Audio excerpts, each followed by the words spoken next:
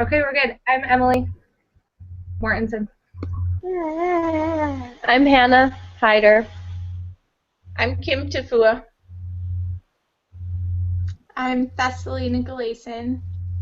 I'm Jenny Allen. Oh, I see Lucy. Oh, hi, Lucy. Hi. Okay, so we're going to start out with round one, which is providing an opening statement, humanist first, then religionist, and you have 5 minutes each. So, Thessaly, if you'd like to go first, stating the opening statement for humanists. Okay, so the humanist view is to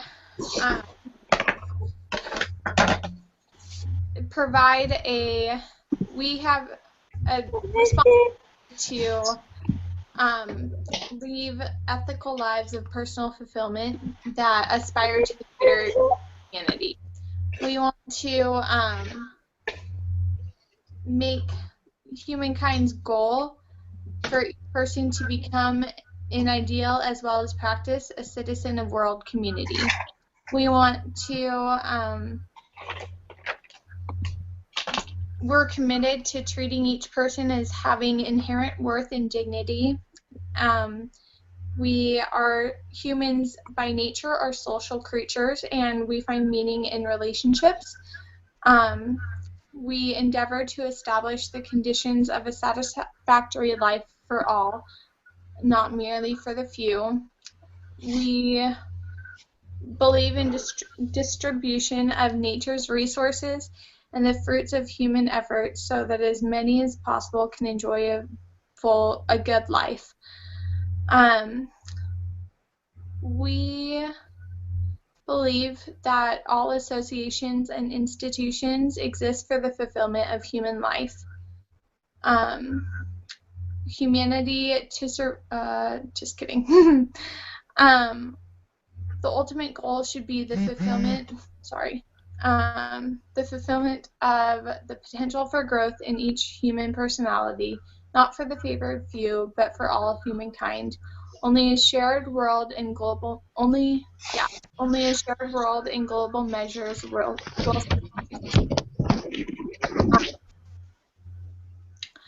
we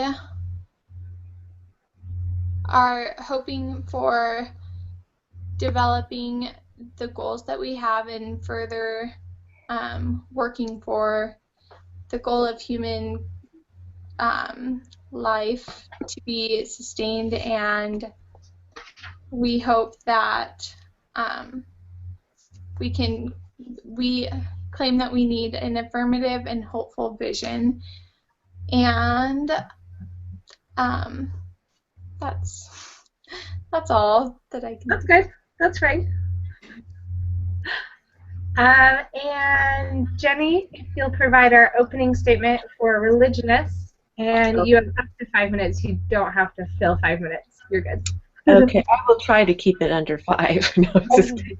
It will not be too hard. Okay, so mine is based on the Elder Oak's speech on religious freedom, and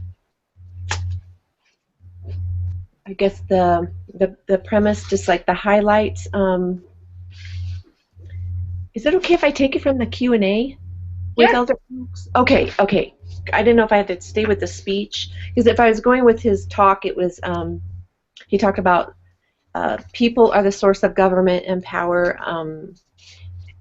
That we've established the laws where we were not dictated to by kings, and so sovereignty. And then the freedom of religious freedom is an expression of the First Amendment to the United States Constitution, and it identifies freedom of religion as one of its cornerstones, as the cornerstone of American democracy. And the free exercise of religion obviously involves both the right to choose religious beliefs and affiliations and the right to exercise and practice those beliefs. so it's in accordance to standing up for what we believe, and we can still be religious. Let's see, the conflict between religious freedom and people such as yourselves in the humanist views are some of controversial nature, but not all. There's some we see eye to eye with. The problems aren't simple, of course, but we try to stay to the interpretations of the Constitution. And let's see. Let me see. I guess I'll close with, because this isn't the debate part, but that morality can't exist without religion, and so religious freedom is necessary to stand up for and influencing our society. That's it. That's a nutshell. And then we'll go on with round 2. Okay. And I have Hannah and Lucy for stating the main arguments, if that's okay. I wish we had a bell. Ding ding. Yeah. Yeah, I'm so sorry. I am like extremely unprepared for this. I didn't realize this was going on. But Okay. I did read the article and I can try. Am I supposed to just like state the main idea of the article? Yeah, basically, or the grounds on which we stand in the argument against the humanist point of view. And you can just take your best shot at it. No big deal. And so Hannah would be humanist, and she'd go first, and then religionist, you, Lucy. And you guys don't have to talk for a full 5 minutes. Just do the best you can, kind of a thing. Okay. Sounds Cool. So Hannah, if you'll go first, and you have up to 5 minutes.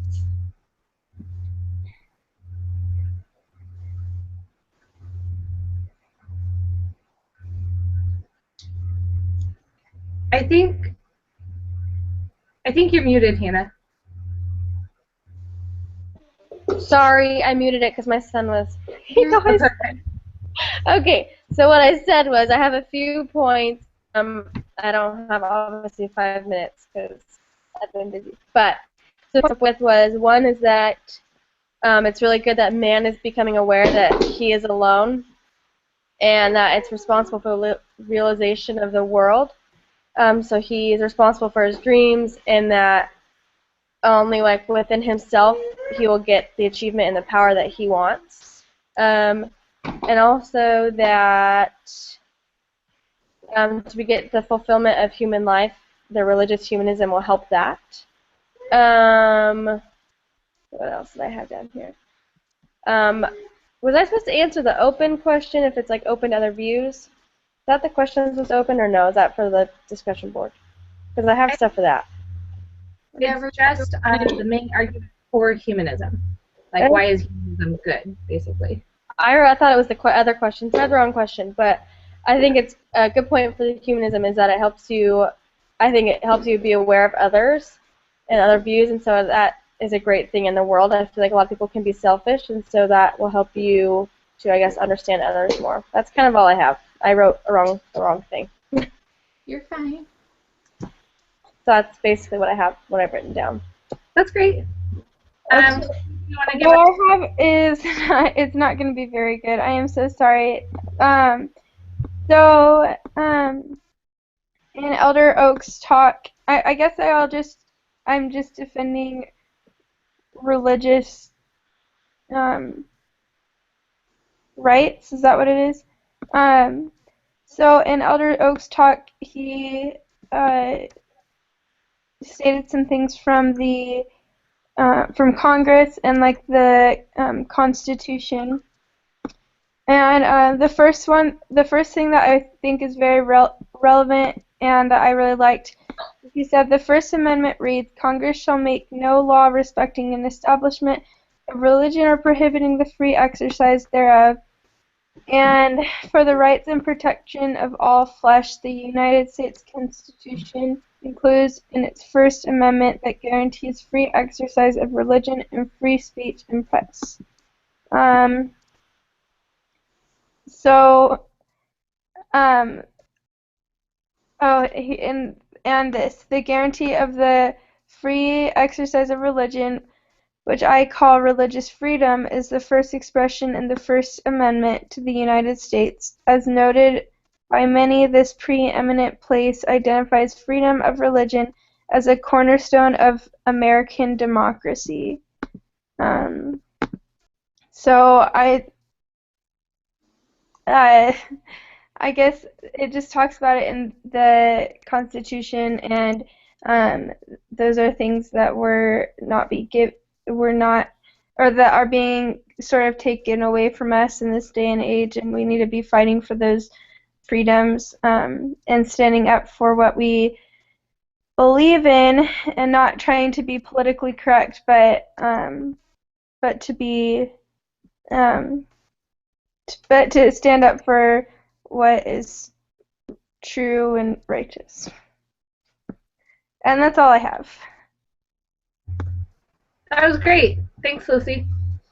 So we'll move on to round 3, and this is the cross-examination round where we just ask the opposing team questions to back up their facts, kind of a thing.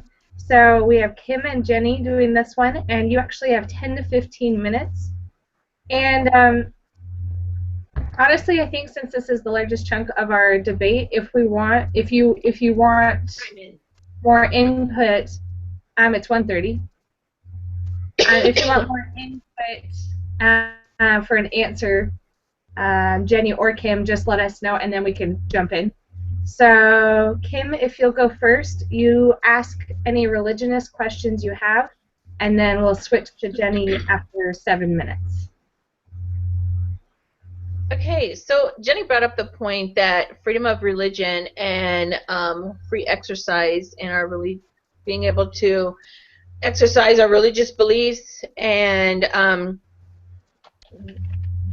so my question is, so what is your opposition to humanists being able to voice our moral beliefs?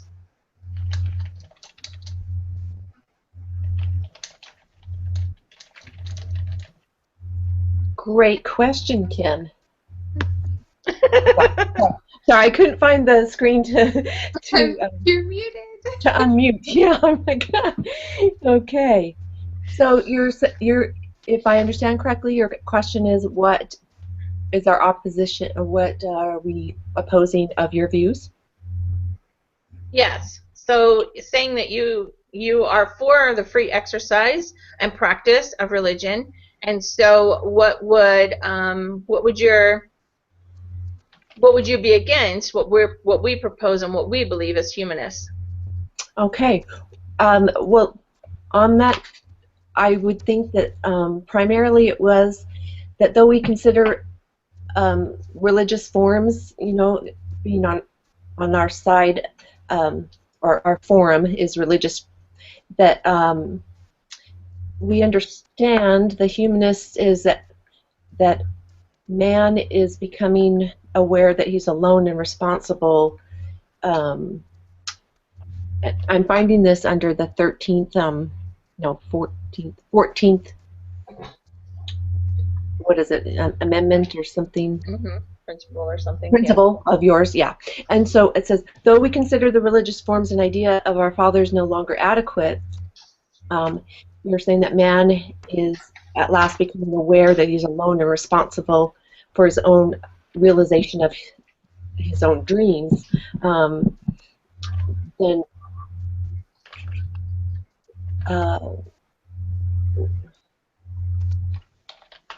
sorry.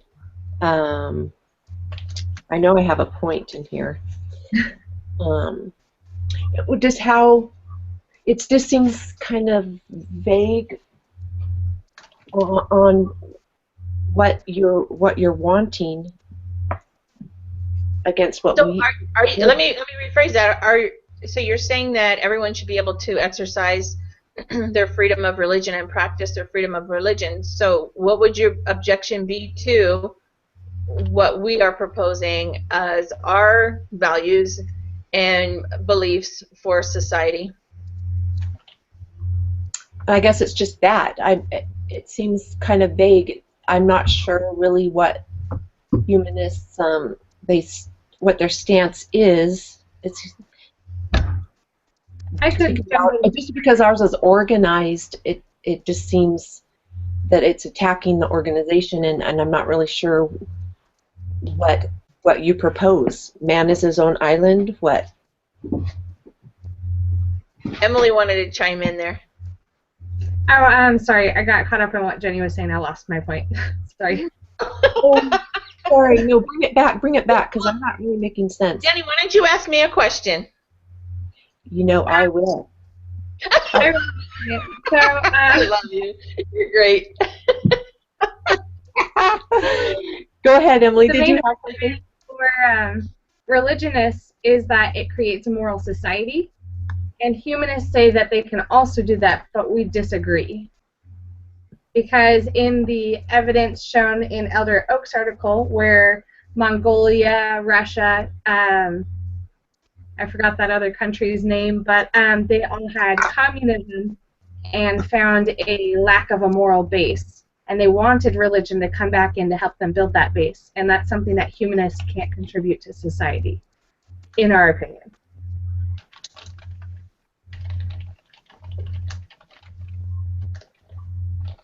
I think you're muted, Kim. Do you have another question for us? I think you're muted, Kim. Sorry, I have my arrow up there, so I guess it muted it. So sorry, gotta move my arrow. So I was gonna say that we as humanists have moral values, and we believe that these are derived from our human experience. So when you talk about moral values, it's not just in a religious sense, but we believe that we also have moral values and ethical values which stem from the human needs and interests. All right, go, Jenny. In that seventh amendment, no, that's fine. Actually, I think this is really fascinating, and I really want to learn both sides. So, let's see. That on in the Seventh Amendment, I just had notes like the distinction between the sacred and the secular can no longer be maintained. So this is really, is that kind of the crux of this? Like, because we're more of a religious based, you don't think that sacred and secular can be maintained separately? We have to come to one understanding? Is that? Right. Well, we believe that, well, we don't believe that there was a separate entity or a spiritual being that created the world or man. And so we believe that they have evolved and have, and science backs us up in these approaches. And so we feel that religion in itself is no longer valid as a separate entity. Religion needs to come and meet us where we're at with our understanding with the technology of today, and they need to be more in tune with what's happening and the things that we have learned in the world today, especially through science. Okay. Which can't be done through religion, in your views? Right. Well, we feel that religion has had a great part in realizing the highest values of life. So traditionally, religion has had its place, and it's been very meaningful throughout the centuries. However, we feel that these values are no longer consistent with the way the world is today. Thank you. That's good understanding. And the Humanist Manifesto #2, and there was a Manifesto #1 and #2. Do you mainly go off of the Manifesto #2, like as a Actually, Thessaly found there's a Manifesto 3. Yeah. Oh, really? So there must be one up to date. This was from the 1973, the Manifesto 2. And So, then, Thessaly, do you know what year that was? so I don't remember, but I did some more research because I couldn't pull up the document. So I was like, okay, I'm sure I can Google it. So I found that there's a third manifesto, which says, like, it highlights a lot of things that have some validity, like we aim for our fullest possible development and animate our lives with a deep sense of purpose. Humans, humanistic views believe in working to benefit society, and that will maximize individual happiness. And then, so basically, it keeps progressing as time goes on, the manifestos. And so this third one is the most up to date. I can look up when it is. Hold that thought, or keep talking and I'll find when this was. That is so fascinating, actually. Yeah, Because it was it's not 40 years. Oh, go ahead. It's a progressive thing, and they're open to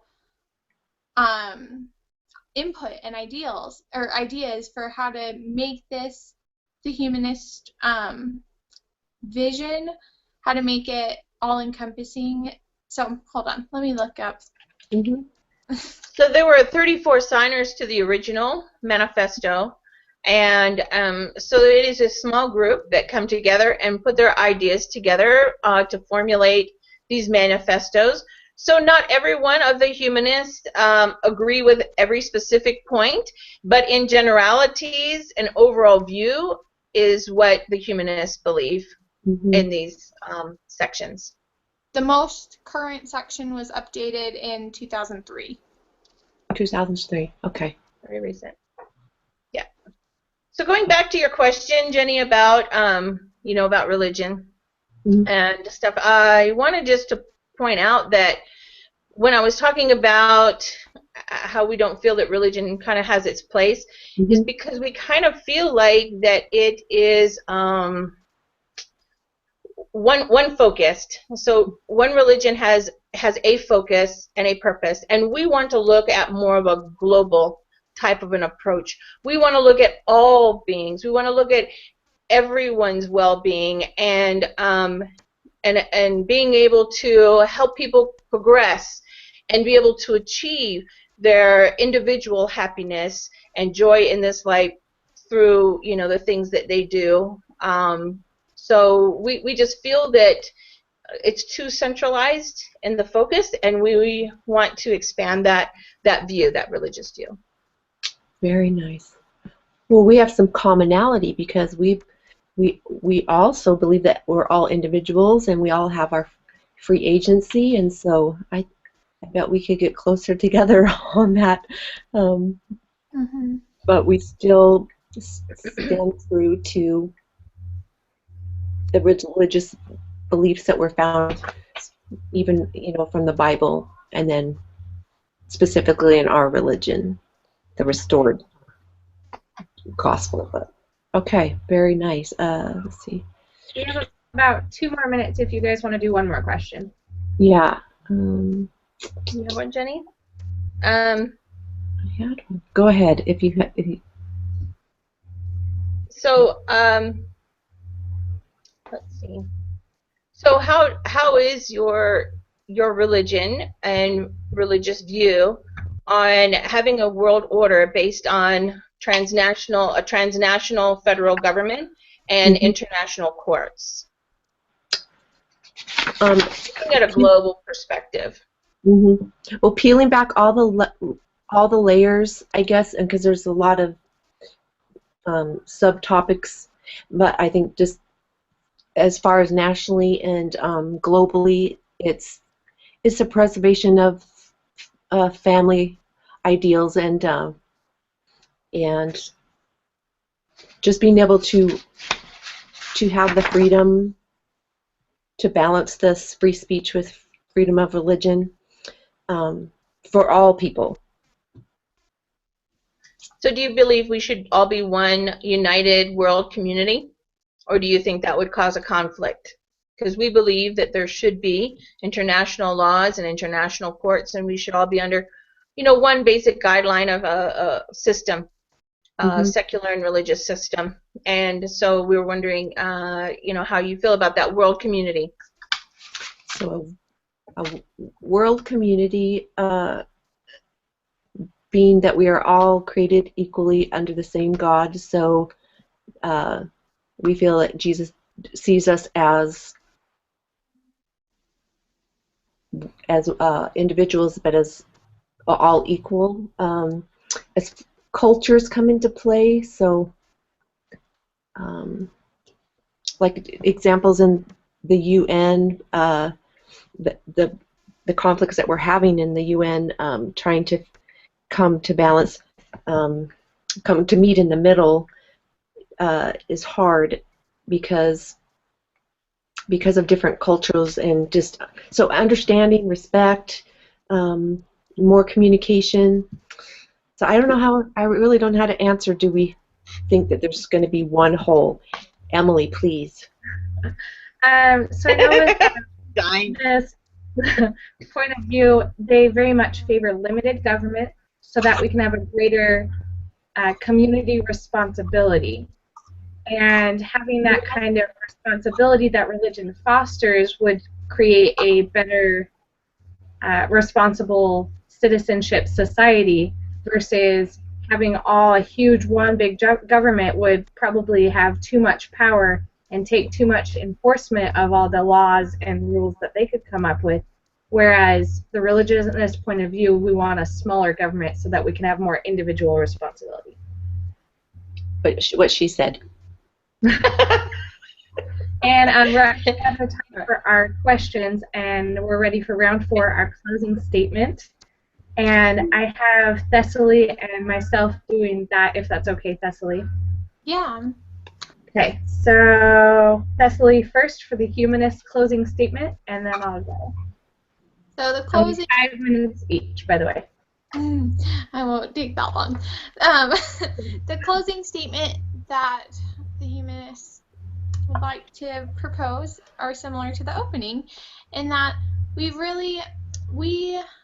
don't, I'll start with a positive. We believe that humans are an integral part of nature, and we believe that ethical values are derived from human need and interest to socially, and that we're social creatures. We believe in aiming for our fullest possible development and finding a deep sense of purpose. We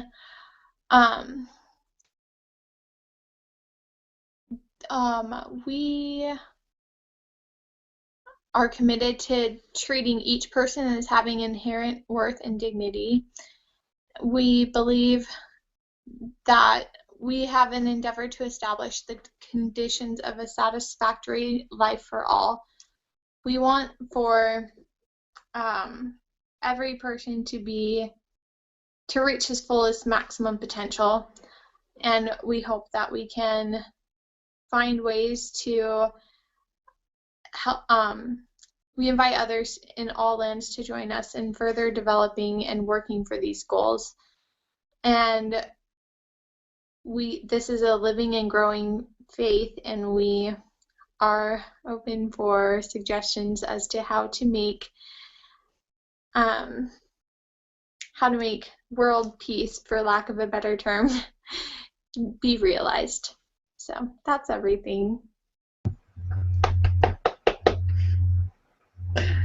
So for the closing statement for our religionists, we'd like to build off of what you're saying with individual progression and becoming a more peaceful society. But we know that God has laid out the map for us and shown us through history that the family is the best place for individual progression. And we believe that religion fosters a sense of moral responsibility and can create the best kind of moral society for us to thrive in. The end. Thank you. So go ahead, sorry.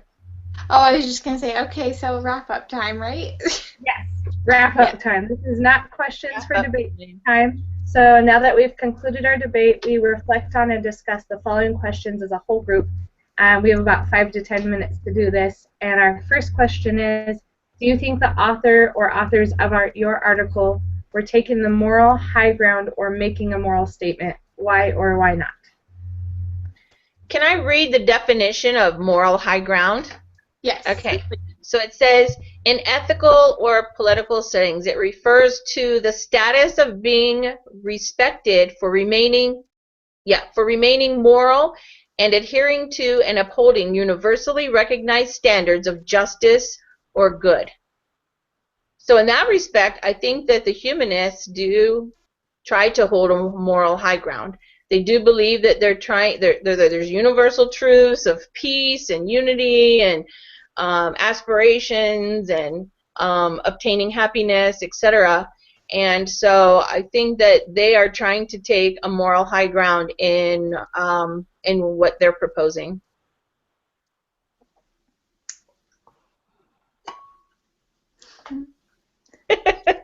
Anybody else? I think there are also, I don't know the difference between a moral high ground or a moral statement. Do you know what that would be?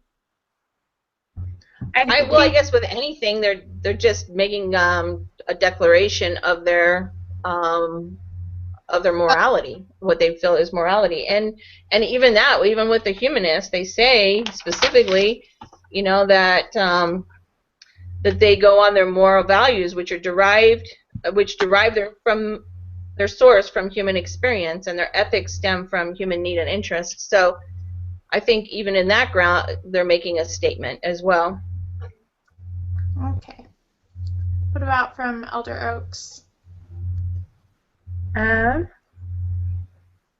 I think he was very much trying to make a moral statement in emphasizing how those other countries didn't have morality without religion. Mm-hmm. And so he was saying that the best way to be a moral society is through having religious freedom, I mean. Mm-hmm. I think we can move on to the next question. Are religious folks the only ones with values and morals? Can morality exist without religion? Why or why not? I love the... Go ahead. No, you go, Jenny. No, I love the wording religious folks. Go ahead.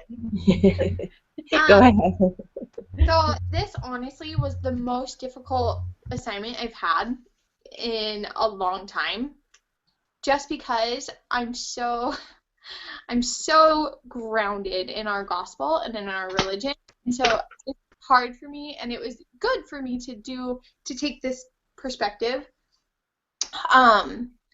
because the more I read into it and kept research, I had to read it like 5 times, because I'm like, okay, I cannot just suffer my grade. And anyway, so it was enlightening. Each time I read it, I picked out things that I'm like, yeah, I guess we totally do agree with that. And then reading Francis C. George's talk about, he's a Catholic person that came to, a Catholic bishop that came to BYU and gave a speech about the importance of upholding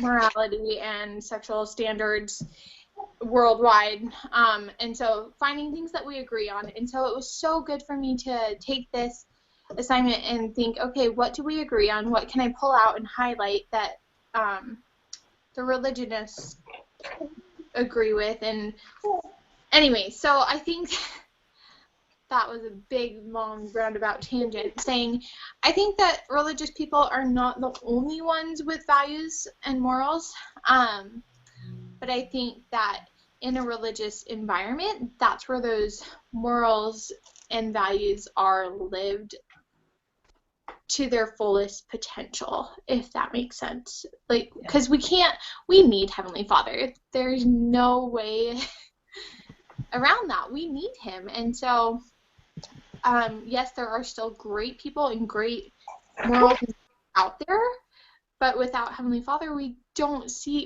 realize the full Potential and purpose. Yeah. Yep. And I need to stop talking. Somebody else. I was just going to input, I kind of have this same, oh, go ahead, Jenny. Oh, no, go ahead. I was going to say, Okay. don't be quiet, Thessaly.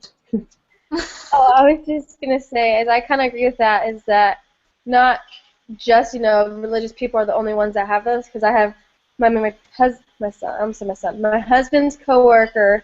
He's not religious at all, never has been his entire life, but yet he has, really good morals and values, and he may not have certain, beliefs, but I think he still has his morals, and I think obviously having children helps with that, but I can see the people who are religious that they are more strict with their morals, they actually stick to them.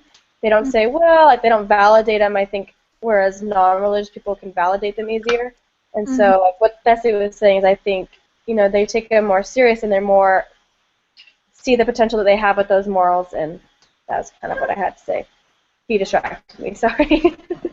Lucy, do you have anything else? Is she muted?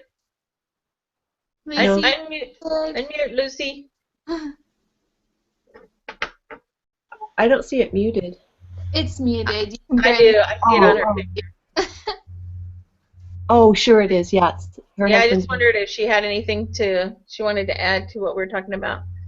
But I agree with you guys and what you were talking about and stuff. How there are you don't have to be religious to have moral values, morals, and values and stuff. And it really depends on your upbringing, doesn't it? But then I think what Thessaly was saying is we just don't get that eternal perspective without the religion and why we're doing what we're doing and what we need to do. Yeah. Perfect. This was a good learning process for me. I've never, ever done debate or anything like that before, so this was good. Yeah. We were very kind to each other, and I'm sorry if I was like a babbling fool. I mean, it's in your head, but expressing it all. But if you don't mind, I liked what Cardinal George said. By the way, I love his name, Cardinal George. Who can say that? Religious freedom is more than worship. It's an exercise for influence in the public square. So, religious freedom is it's more than what we worship and who we worship. It's more for the influence that we'll have on the public square, and our founding fathers understood that, I think. I think that's why this was so important to do this, to read, about the 2 points of view, and then to present it in a debate format, is because it's to get us used to when somebody comes at you with a question, are we going to know how to respond? And so, I know Thessaly kind of had a little bit of a hard time, I don't want this side, but the thing is we got to realize what they believe and what information and background they come from and what they may propose to us to be able to know how to respond appropriately. And so I think this was like a good practice for us because we're friends, and so we don't feel threatened. But in a different setting, it may seem a little bit more threatening, but here we've kind of had a little practice, and so it kind of will take out the sting, and we can formulate our thoughts and be able to speak more effectively, I think. Yeah. Totally agree. Well said. Perfect. I'm going to go ahead and stop the broadcast. Yeah, stop the live.